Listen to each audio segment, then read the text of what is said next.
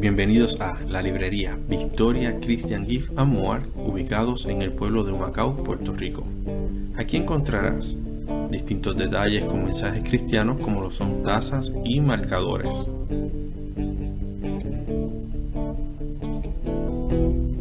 También encontrarás los libros de tus autores favoritos, Biblias de referencia y estudio y un rico café.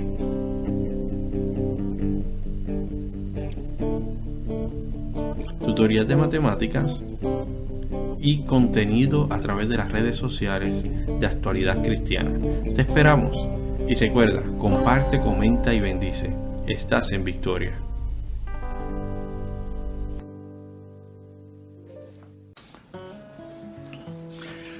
Alabado sea Jesús. La paz del Señor sea con todos ustedes, mis hermanos.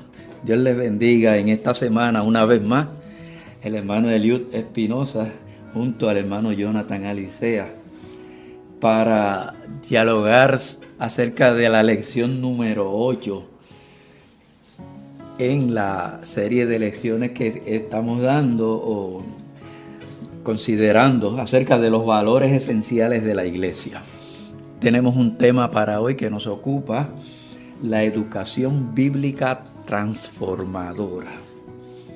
Se usó como base de lectura 2 Timoteo capítulo 2, versículos 1 al 7. Y presentamos hoy una lección acerca de la capacitación y transformación individual por medio de la educación continuada. Eso relacionado a la Biblia y a la teología. Entonces podemos ver la educación continua como un mecanismo permanente de formación, de actualización y mejora, necesario para la actividad ministerial, para mejorar la práctica docente con el fin de garantizar una educación de calidad y la transformación del pueblo que se dirige. Esto es continuo. Y podemos ver otra definición en transformar: hacer que algo cambie sin alterar sus circunstancias o sus características esenciales. Y eso en el ámbito cristiano significa ser conformado al Cristo resucitado y glorificado, hechos semejantes a Él, de acuerdo a Romanos 8:29.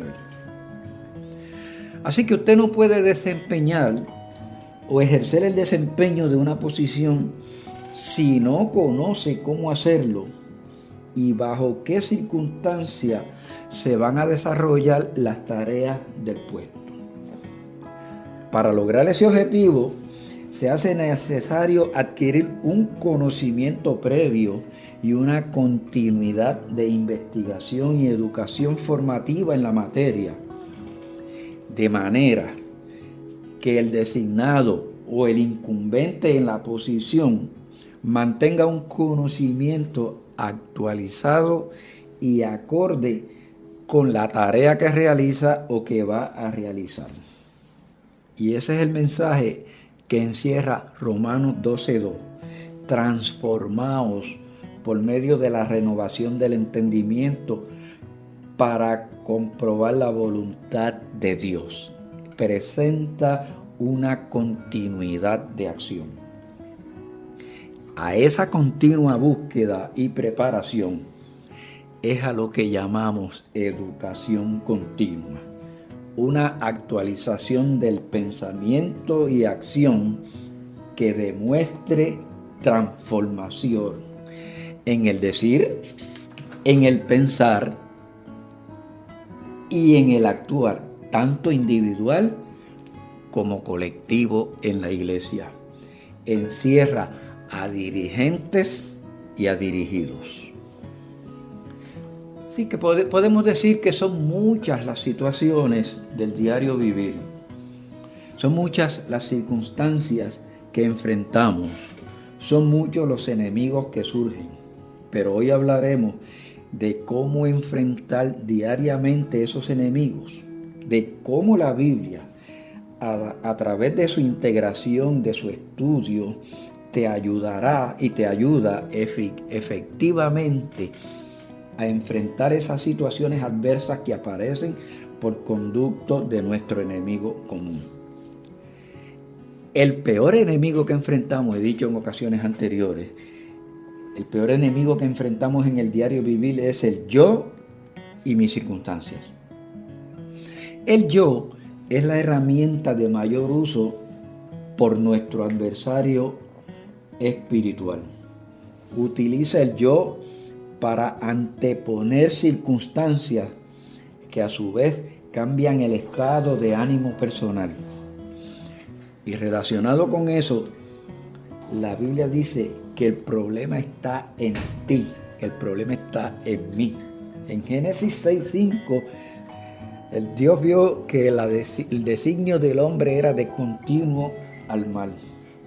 Y en Romanos 7, del 21 al 23, Pablo dice, encuentro esta ley, que el mal está en mí.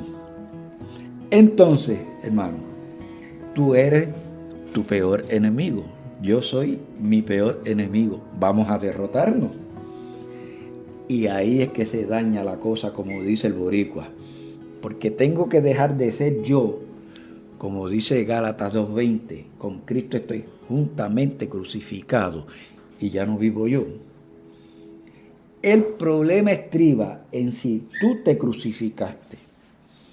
Si clavaste en la diaria cruz, en negarte a ti mismo, en negar el yo, como dice Marcos 8:34.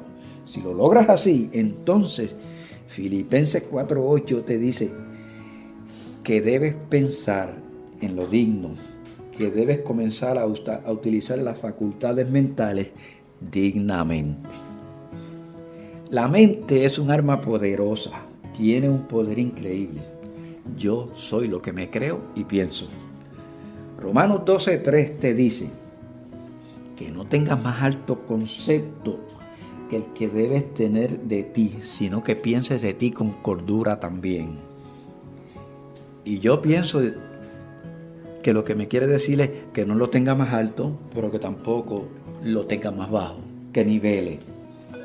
Tienes que cuidarte, porque por la mente puede introducirse el maligno y cautivarte. De ahí vienen los suicidios, el desánimo, los crímenes, la depresión u opresión, etcétera, muchas cosas más. Vea eso en Santiago 1, del 13 al 15. Por eso, hermano, entonces, ¿en qué vamos a pensar? Que no se te escape o que no se nos escape la realidad de Dios pensando en musarañas. La vida pasa con el tiempo y no nos damos cuenta. Ahorita ya pasó, ya no vuelve, no se repite. Cada minuto que pasa es un testigo nuestro. Renovemos entonces el entendimiento para comprobar a Dios en la experiencia de la vida. ¿Cuál es la base para renovar nuestro entendimiento y nuestro conocimiento? En la iglesia es el conocimiento bíblico. La Biblia es la ley de Dios. De la abundancia del corazón o de la abundancia del conocimiento de ella hablará nuestra boca, según Lucas 6:45.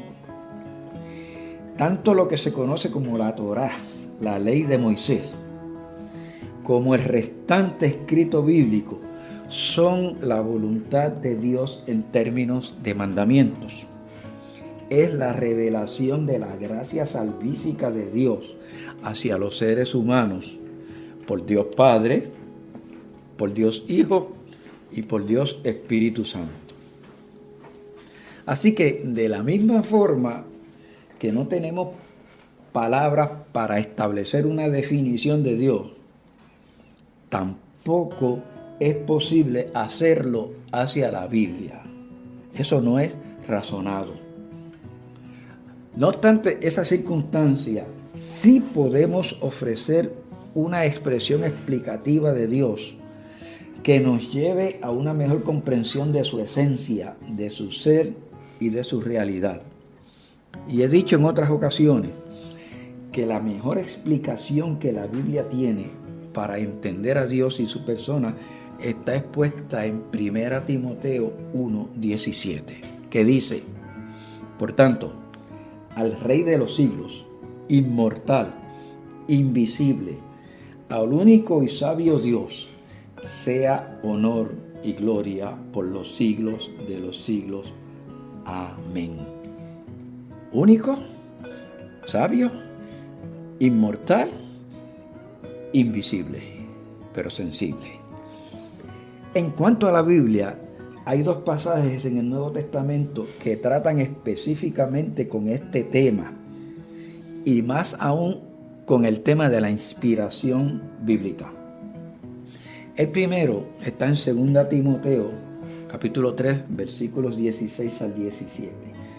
Toda la Escritura es inspirada por Dios y útil para enseñar, para redarguir, para corregir, para instruir en justicia, a fin de que el hombre de Dios sea perfecto, enteramente preparado para toda buena obra.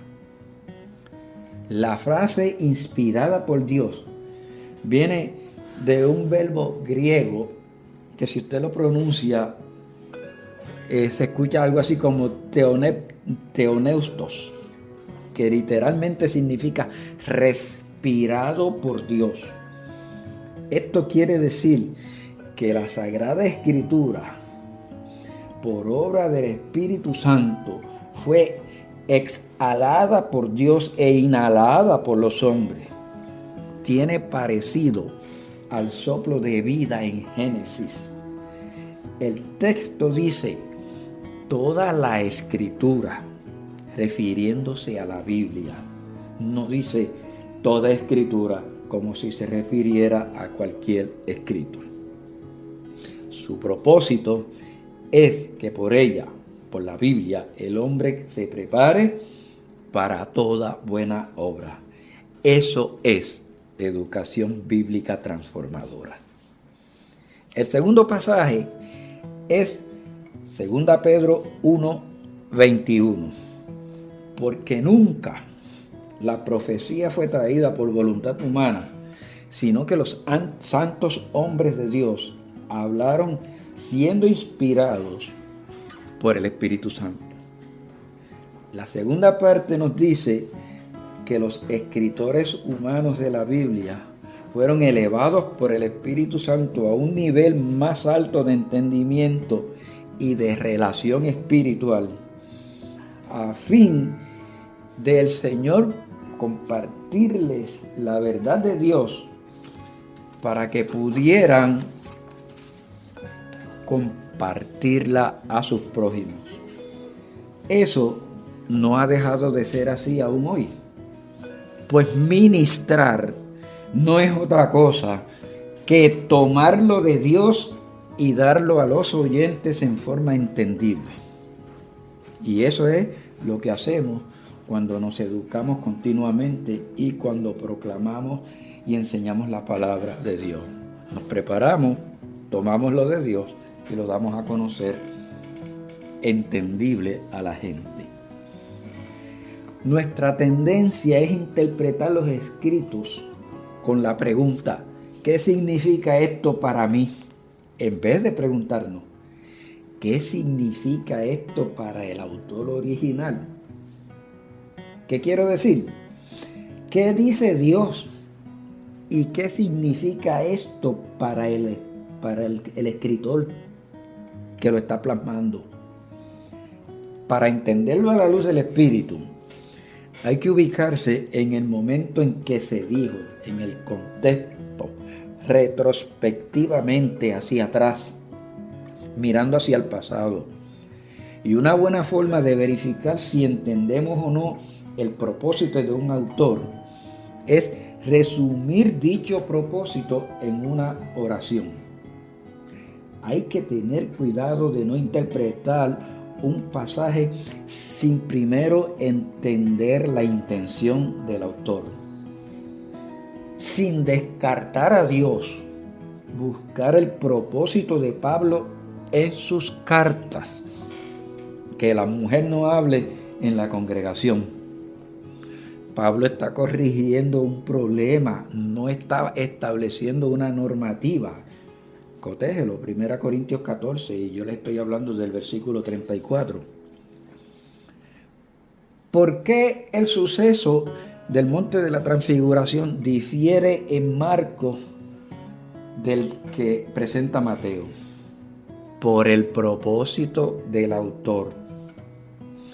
Mateo escribe a los judíos y su propósito es enseñarlos y presentarles a Cristo como el nuevo Moisés, para que se desprendan de la ley mosaica y atiendan la enseñanza de Cristo. Por eso, en todo su escrito, usted va a encontrar que Mateo va a estar comparando a Cristo con Moisés y pasando a Cristo superior a Moisés. Y la comparación que se da aquí en el Monte de la Transfiguración es similar a la que se dio cuando Moisés bajó del monte Sinaí, que el rostro de Cristo se hizo resplandeciente como Moisés al bajar del Sinaí. Entonces, toma a Cristo, lo pasa por encima de Moisés, y cuando se oye la voz del Dios de la ley personificadas en Moisés y Elías diciendo: este es mi hijo amado, de aquí en adelante, óiganlo a él. Fuera la ley para los judíos, se acabó la ley. Ahora, Marcos escribe para los romanos y su propósito es predicarles el evangelio de Cristo. Por eso narra el mismo suceso con menos detalle, pues su énfasis es que crean y se conviertan. Otro ejemplo puede ser el carcelero de Filipos con Pablo. Estoy hablando del capítulo 16 del libro de los Hechos, versículo 31.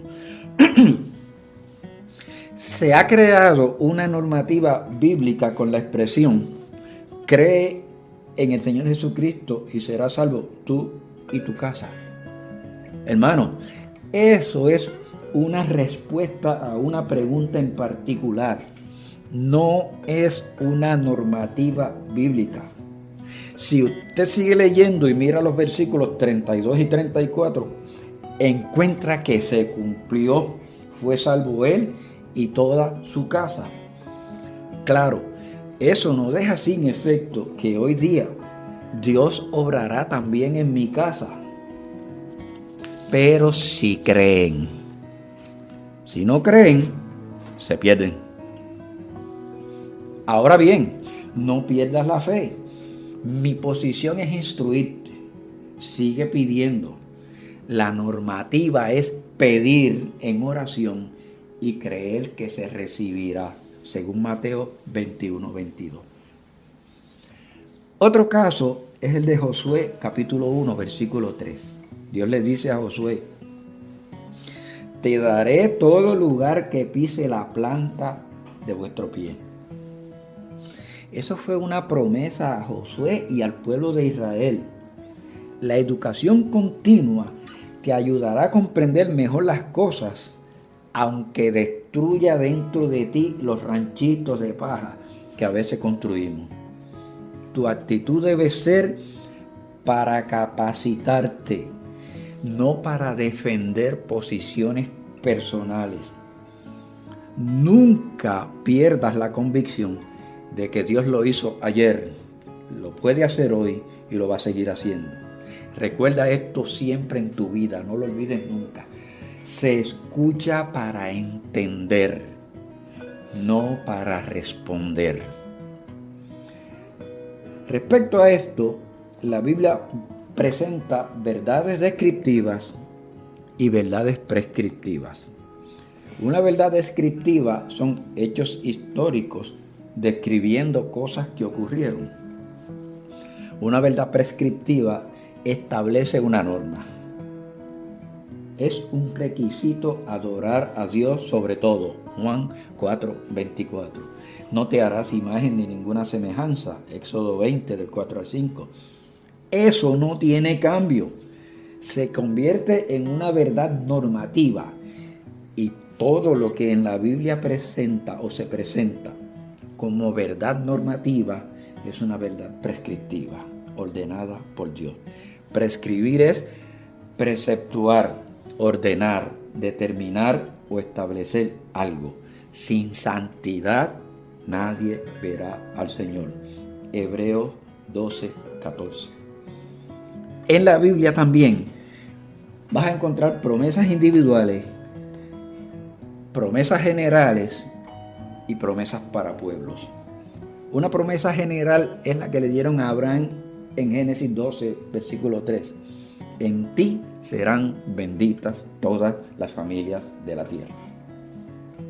Una verdad individual es Apocalipsis 3:21. El que venciere se sentará conmigo en mi trono. Y una verdad de pueblo es la que le había dado, que Dios le dijo a Israel: te voy a dar todo lo que pise la planta de tu pie en la conquista de Canaán. Recuerde esto: al proclamar o enseñar la palabra, bien sea dirigida a la iglesia, a la familia o a la sociedad en general, no trate usted de impresionar con su vocabulario, con su conocimiento o con su personalidad. No intente convencer a nadie con sus propios argumentos.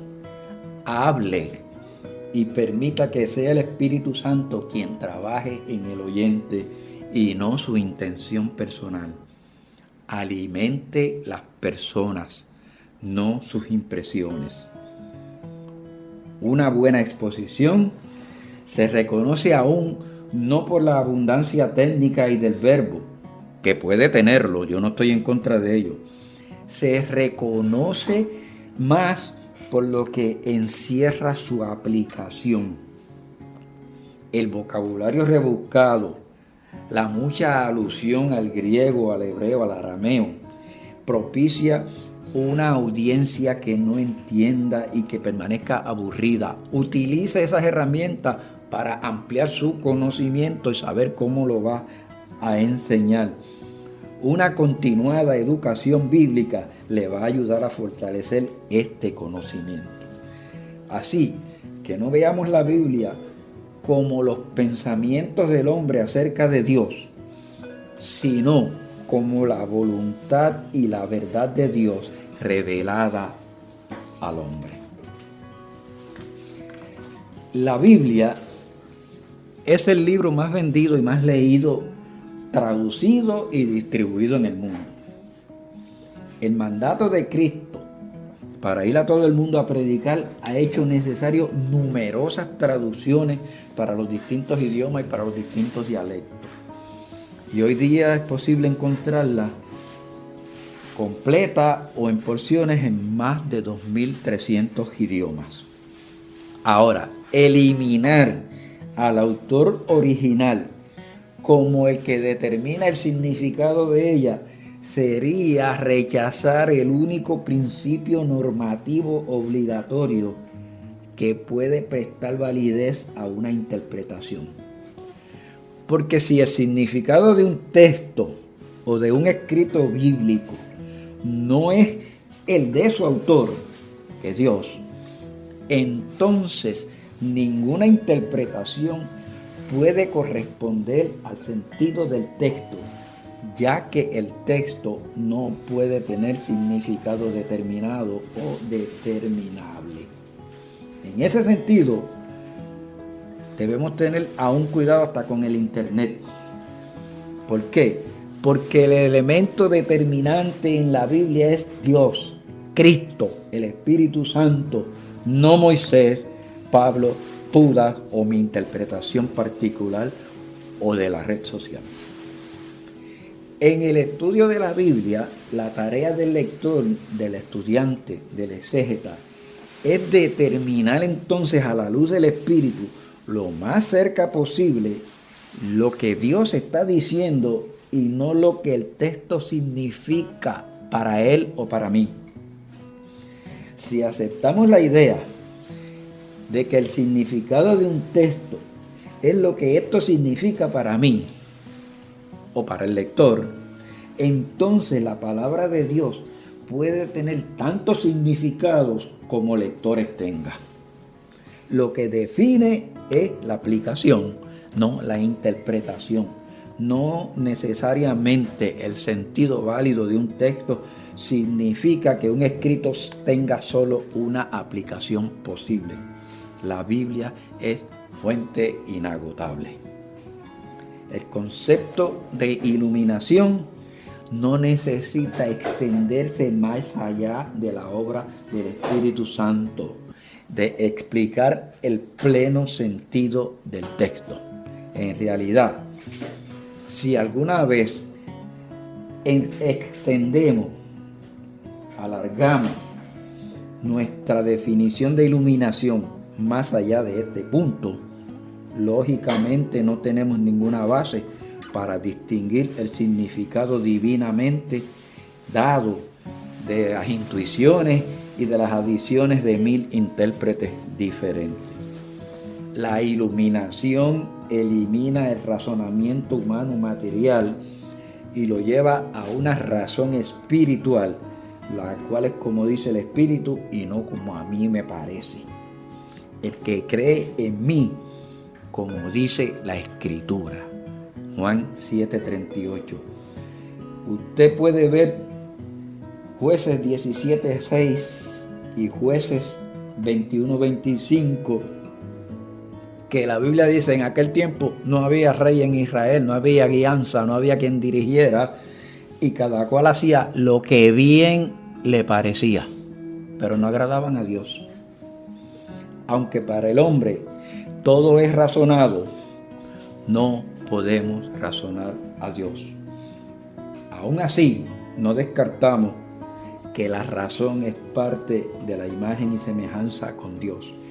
He dicho en otras ocasiones que razón, voluntad y sentimientos definen nuestra personalidad. Pensamos, actuamos y sentimos, y en eso nos parecemos a Dios. Claro, esto a un nivel inferior. ¿Cómo razonamos? Porque los principios de Dios y del Evangelio son inamovibles.